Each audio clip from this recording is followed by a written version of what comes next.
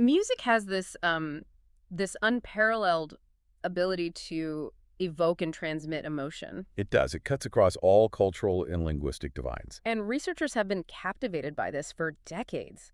I mean, you can trace it back to foundational work in the early 20th century. People such as Meyer and Hevner, who were trying to categorize music's emotional impact. Exactly. And our deep dive today is focused on the cutting edge of that very challenge, music emotion recognition, or MER. Specifically using deep learning models. That's right. We're looking at a comprehensive survey of the field, the data sets, the evaluation protocols, and crucially, the obstacles that researchers keep running into. The central tension being that even with all this advanced technology, accurate predictions are still quite elusive. It comes down to the subjective nature of human emotion.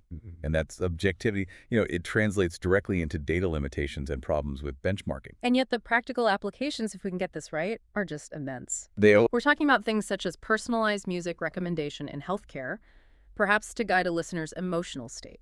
Or training a generative AI to compose music with a specific, controlled emotion. Which would be invaluable for, say, interactive media, or even just the composition process itself. This knowledge is essential for designing effective systems.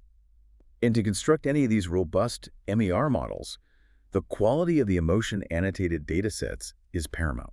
Everything starts with the data. Everything. We can structure the comparison of these datasets across, 5 critical dimensions. Okay. The emotion representation model they use, the annotation method, whether it's induced versus perceived emotion, the data modalities, and of course, the size and diversity of the dataset. Let's start with representation then. As I understand it, we're operating in two primary worlds. Right. First, there are the categorical models. These use discrete labels. You mentioned Hefner's affective ring earlier with its 8 categories. Dignified, sad, happy. That's a foundational one. A more modern music-specific framework would be something such as the Geneva Emotional Music Scales, GMS, which has 45 emotion tags grouped into 9 categories. And the alternative to these discrete boxes, The alternative is the dimensional model. The most famous is Russell's circumplex model of affect. where emotions are mapped on a continuous space. Precisely. Mapped across 2 main axes, valence, which is your positive to negative scale, and arousal, which measures the intensity or activation. Russell's original model had a third dimension, didn't it? Dominance. It did, yes. But that dimension is generally excluded from automated mirror studies. It just proves prohibitively difficult for human annotators to score consistently. So that distinction is vital, but so is how the values are collected, the annotation methods. Yes. First, you have static annotation. Meaning you assign one single emotion label to an entire song or a fragment of a song, kind of a summary. A summary, yes. The MTG Gemendo dataset is a good example of But that. then the opposite of that would be Dynamic annotation. This is where the listener continuously indicates the emotion throughout the song, so you get these time-continuous ratings. often sampled second by second. Yeah. It reflects how our emotional state evolves during the listening experience. The Mood Swings dataset is a classic example of this approach. Capturing that flow is one thing, but we also have to distinguish between perceived and induced emotion. This seems crucial. It is. Perceived emotions are what the listener recognizes in the music. The composer's intent, you could say. Whereas induced emotions are what the listener actually feels. The personal response they experience. And the challenge there is that induced emotions are highly personalized. They're influenced by context, by memory. Which means you need spiralized data to capture them. You do. Datasets targeting induced emotion, such as DAP or HKU956, often have to rely on psychophysiological measurements. EEG, heart rate, skin conductance, that sort of thing. Because self-reporting for an immediate internal emotional response can be quite unreliable. Wait, hold on. If capturing induced emotion accurately requires biosensors, doesn't that immediately disqualify the vast majority of music data that's just audio?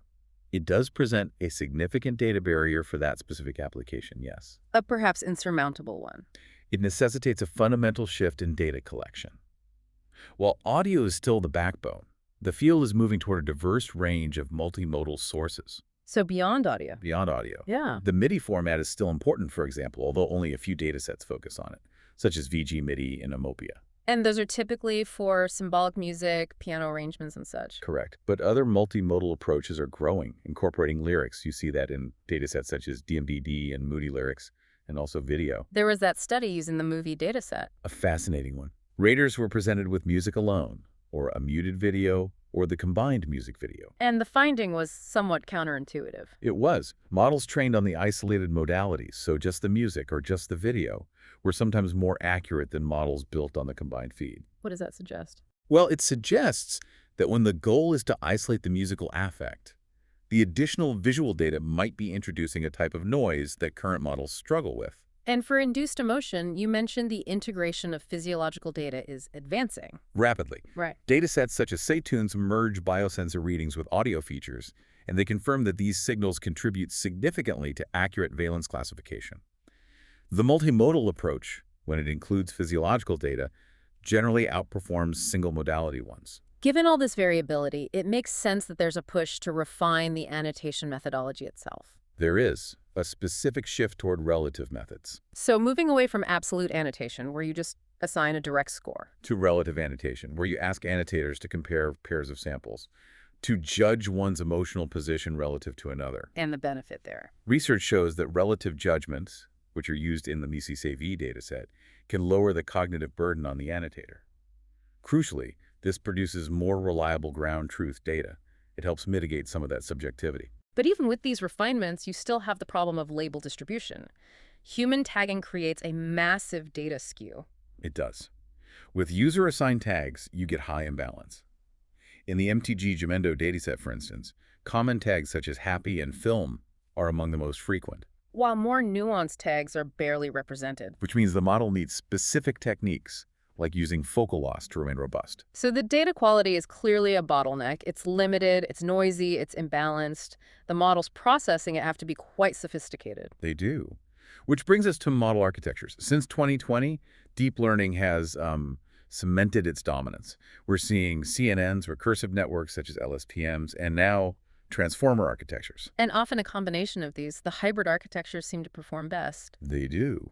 A CNN LSTM model, for example, can combine the spatial feature extraction of a CNN with the temporal sequencing of an LSTM. And that approach achieved an accuracy of 68.1% for audio classification on a subset of the million-song dataset. A strong result. But volume is still a core barrier. These emotion-annotated datasets are often small. Which forces researchers to use transfer learning. Precisely. They use pre-trained audio embeddings, models such as MERT, that's the music understanding model, which have been trained on huge, unlabeled music corpora. So MERT acts as a high-fidelity feature extractor. It does. It lets researchers overcome the limited size of their specific emotion-annotated datasets. Of course, the viability of any of these systems comes down to rigorous evaluation protocols. And the metrics depend entirely on the task. Is it classification for categorical models or regression for dimensional ones? For classification, you'd use accuracy or area under the RSC curve. Correct. For regression, though, especially with dynamic temporal predictions, the gold standard is the concordance correlation coefficient, or CCC. Why is the CCC so important for that task? Because it measures not just the average error, but how well the predicted temporal trace aligns with the ground truth trace over the whole song. It ensures the model is tracking the emotional shifts. But benchmarking across studies remains a systemic challenge. It does. Centralized initiatives such as MirX have stopped their mirror-specific tasks, so direct comparison is very difficult.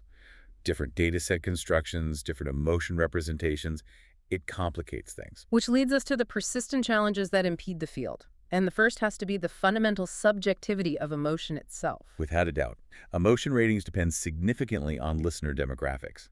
Things such as musical training, gender, age, familiarity with a song, And cultural background. and cultural background. The MRP dataset actually tries to address this by including rater profile information to enable personalized predictions. And when you delve into culture, the problem becomes pronounced. This is the cultural bias issue. Yes. There are studies showing that when raters from different countries, say the US versus India, annotate the same piece of music, you find considerable differences in their annotations. So a truly global MR system needs a diverse, cross-cultural annotator pool. It's essential.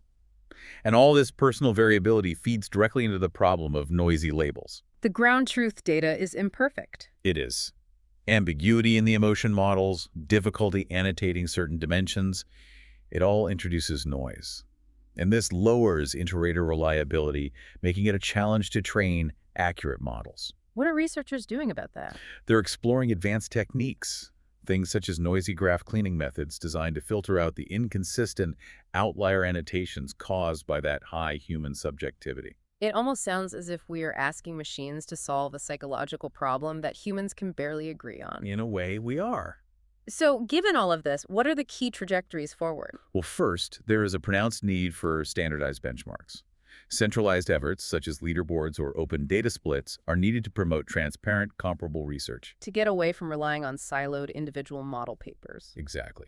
Second, the MIDI format warrants more concentration.